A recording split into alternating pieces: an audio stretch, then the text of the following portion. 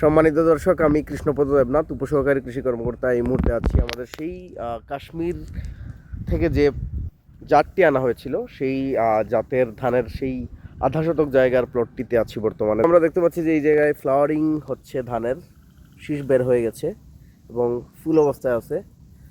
আর অনেক অনেক ধান বের হচ্ছে, এই যে ধান বের হচ্ছে।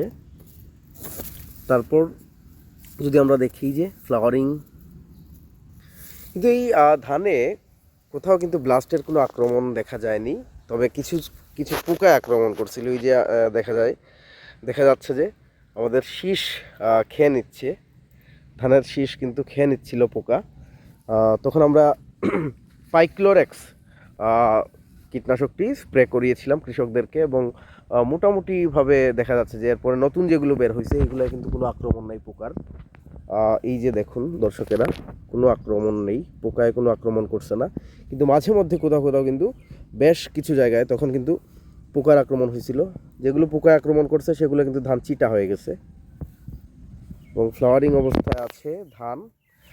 দেখা যায় কি হয় আমাদের এই প্লটটির অবস্থা। এই যে দেখুন,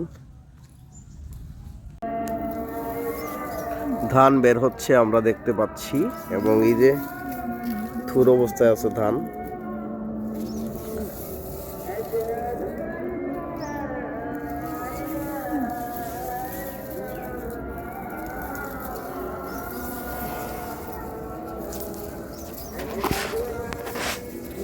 দু একদিনের ভেতরেই বের হবে।